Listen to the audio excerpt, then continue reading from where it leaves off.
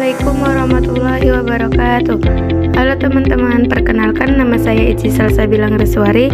Saya dari Prodi S1 Kebidanan Istika Salobros Batam. Nah, kali ini kita akan belajar tentang fisiologi persalinan. Persalinan adalah proses pergerakan keluar janin, plasenta, dan membran dari dalam uterus atau rahim melalui jalan lahir. Nah, proses ini berawal dari pembukaan dan dilatasi serviks sebagai akibat kontraksi uterus dengan frekuensi dan durasi dan kekuatan yang teratur. Nah, saat persalinan terjadi, proses membuka dan menipisnya serviks dan janin turun ke dalam jalan lahir. Nah, biasanya persalinan yang normal itu terjadi pada umur kehamilan cukup bulan, yaitu sekitar 37-42 minggu.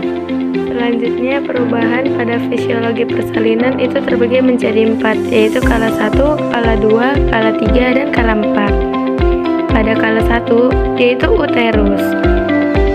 Saat memulai persalinan, jaringan meometrium berkontraksi dan berelaksasi, seperti otot pada umumnya.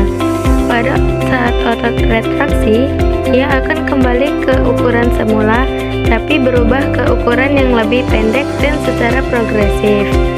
Kontraksi uterus mulai dari fundus dan terus melebar sampai ke bawah abdomen dengan dominasi tarikan ke arah fundus. Kontraksi uterus berakhir dengan massa yang terpanjang dan sangat kuat pada fundus. Perubahan serviks. Penipisan serviks yaitu yang disebut effacement. Seiring dengan pertambahan efektivitasnya kontraksi, serviks mengalami perubahan bentuk yang lebih tipis. Hal ini disebabkan oleh kontraksi uterus yang bersifat fundamental dominan, sehingga seolah-olah serviks tertarik ke atas dan lama-lama menjadi tipis. Kedua yaitu dilatasi, lanjutan dari penipisan serviks. Setelah serviks dalam kondisi menipis penuh, maka tahapan berikutnya adalah pembukaan, di mana diameter pembukaan serviks yaitu dibagi menjadi dua fase, yaitu ada fase laten dan fase aktif. Fase laten berlangsung selama kurang lebih 8 jam. Pembukaan terjadi sangat lambat, sampai mencapai diameter 3 cm. Fase aktif dibagi menjadi 3 fase, yaitu ada fase akselerasi dalam waktu 2 jam pembukaan 3 cm, kini menjadi 4 cm.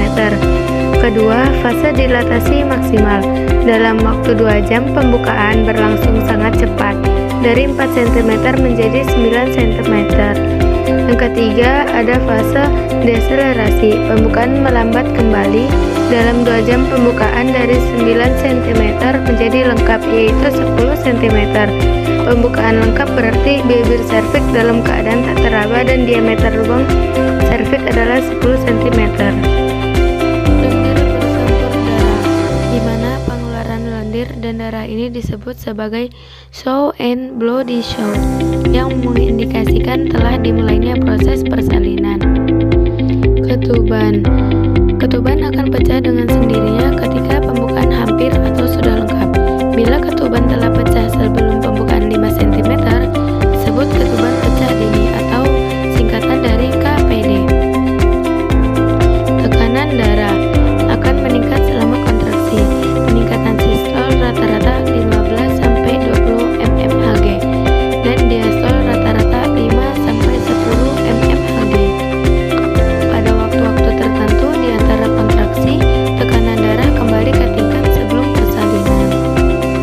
Suhu tubuh akan meningkat selama persalinan, tertinggi selama dan segera setelah melahirkan.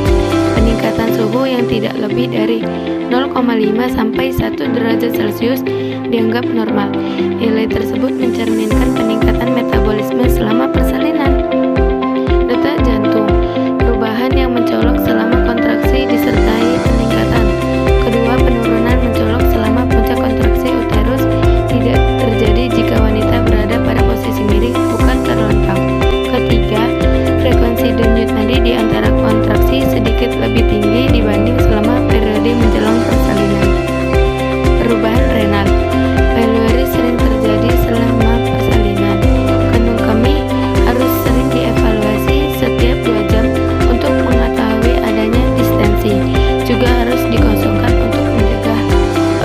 selesai persalinan akibat kandung kemih yang penuh. Gastrointestinal, mortalitas dan absorpsi lambung menjadi berkurang. Diperburuk sekresi asam lambung selama persalinan. Saluran cerna bekerja lambat. Waktu pengosongan lambung menjadi lebih lama. Mual muntah terjadi fase transisi dan menandai akhir fase pertama persalinan. Perubahan pada uterus dan jalan lahir dalam persalinan. Pertama, keadaan segmen atas dan segmen bawah rahim. Segmen atas rahim dibentuk oleh korpus uteri, berkontraksi dan dindingnya bertambah tebal dengan majunya persalinan. Segmen bawah rahim yang terjadi dari isthmus uteri, relaksasi dan dilatasi menjadi saluran tipis dan renggang yang akan dilalui bayi. Kedua, perubahan serviks mengalami pembukaan yang biasanya didahului oleh pendaftaran serviks, yaitu pemendekan dari kanalis serviks. Saluran yang panjangnya 1-2 cm menjadi satu lubang saja dengan pinggir yang tipis. Lubang dengan diameter beberapa milimeter menjadi lubang yang dapat dilalui anak kira-kira 10 cm.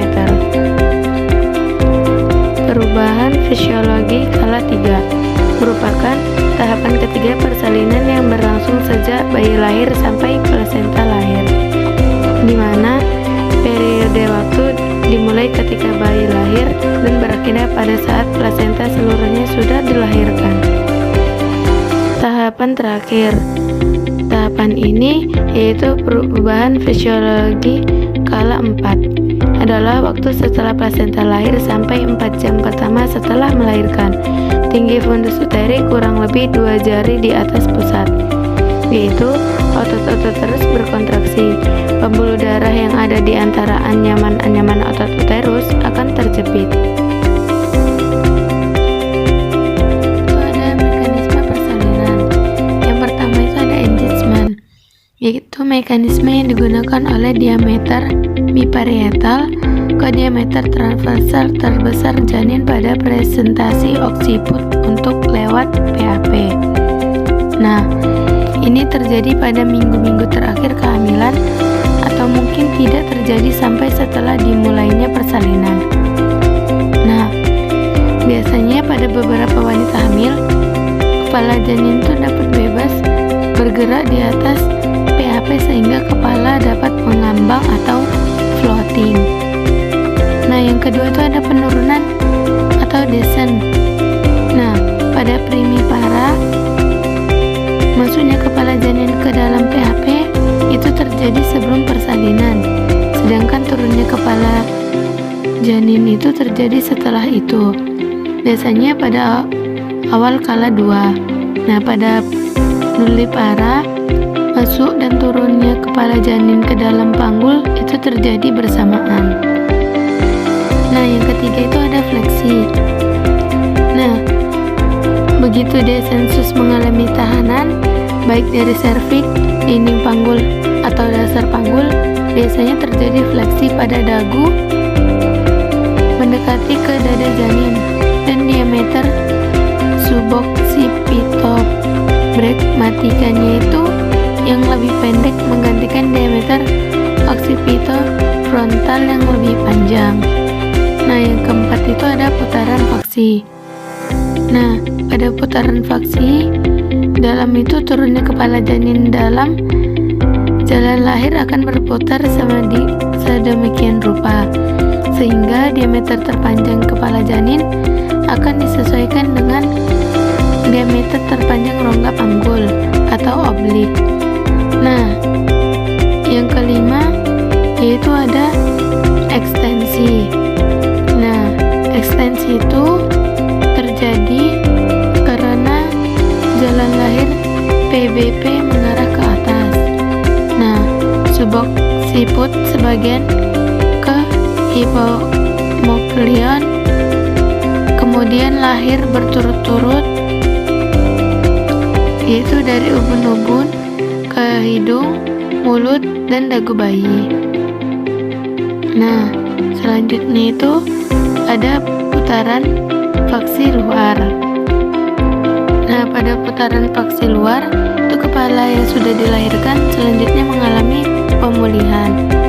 Jika oksiput pada mulanya mengarah ke kiri, maka bagian ini akan berotasi ke arah tuberositas sisi kiri. Nah, bila asalnya mengarah ke kanan, maka oksiput itu akan berotasi ke kanan. Nah, yang terakhir ada ekspulsi, yaitu segera setelah rotasi eksterna, bahu depan itu akan tampak di bawah simfisis pubis, dan perineum itu juga segera terenggang oleh bahu belakang setelah kedua bahu tersebut lahir. Nah, sisanya itu badan bayi yang lainnya akan segera terdorong keluar.